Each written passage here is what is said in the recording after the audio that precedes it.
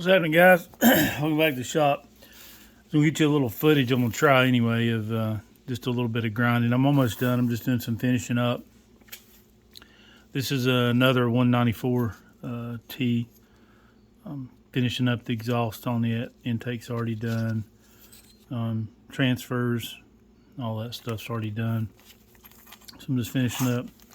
Here's another muffler. I didn't show an after picture of that other muffler. I'm sorry. Just got busy. This is the inside milled out. Well, ground out. It's easier to do that with a die grinder. And then I mill out the top. Then put the flange back on. Grind the back side of the flange until it's about even with that leading edge there.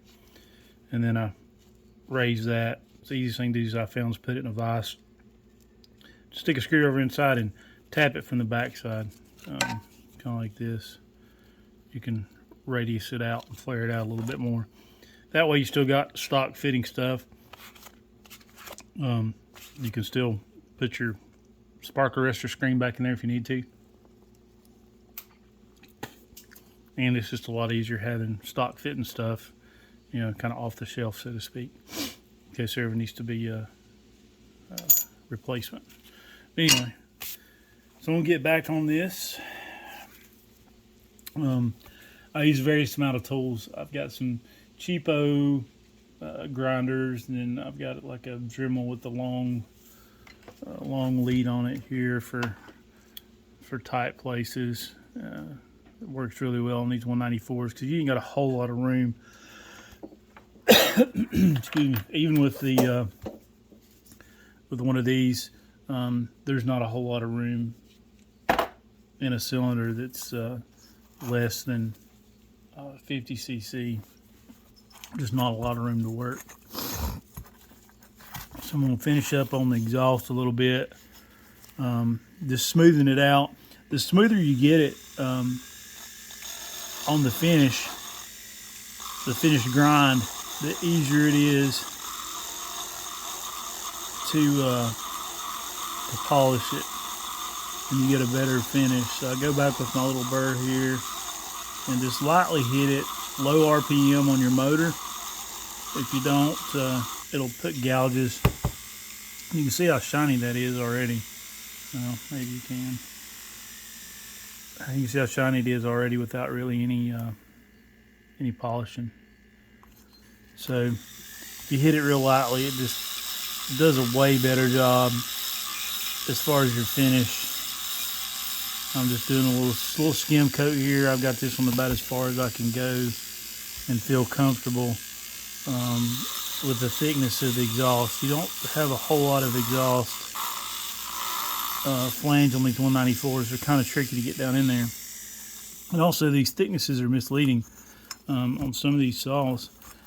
Let's see, this one don't have one, but you'll have a thickness here, then shortly behind that portion it'll indent, so it'll make you think that the thickness is this throughout, but it's actually not. So you got to be really careful. Sometimes here's a good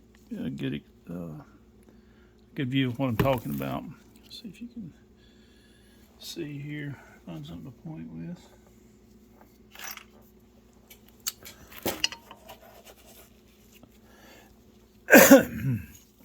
Here's what I'm talking about on these. You see how this is the thickness here? You know, you'd think it'd go way back. So if anybody's getting into this, you just need to be very careful because you'll grind through one. Now, if you see this little indentation right here, if you see this little indentation, get the light out of the way. It's kind of a step down, and the radius of the exhaust is here on these. So there's a major step down in this corner, a little bit less, a little bit less. But nevertheless, there is a step down. So just be aware that when you're grinding and you're looking from this position, don't get too carried away and think that this thickness runs the length of this passage, because it don't. And several saws are like that. A lot of the Stihls, a lot of the 50cc saws and above, they have a the intake comes out and it's got a lip around it, and then it steps back. So you can see here, this one's the same way. So just be careful on your thicknesses around these inside here, because the thickness here is different. So I just want to give you that little tip. If you get into this, save you some headache. When I started doing this years ago, I'll touch up this intake here and make it more symmetrical. When I started doing this years ago, I messed up a lot of stuff, you know. I mean, most of it was my personal stuff, fortunately.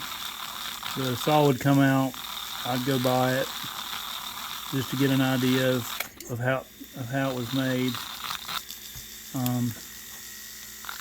and then how far I could go with it. So when a customer wanted one done, I could say, that's what you don't want to do, get your burr stuck. You have to get really easy.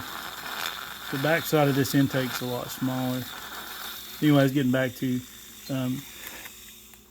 when you start doing this, what I did that helped me a lot is I would buy junk cylinders, or yard sales and flea markets, and even new ones from places that do aftermarket eBay cylinders. You can get kind of the gist of the setup, but I practiced on those. I practiced how I held my tools, what tools worked, what tools didn't work. It really helped me to get an idea of a good handle on kind of what was going on before I took somebody's $200, $300 plus cylinder and started grinding on it, just out of the blind. So that's another little tip. It's a cheap way to get into it to cut down your costs. But anyway, I'm gonna finish this one up. I'll bring you back when I start. I'm gonna get set up for polishing, and I'll show you some tips on that too.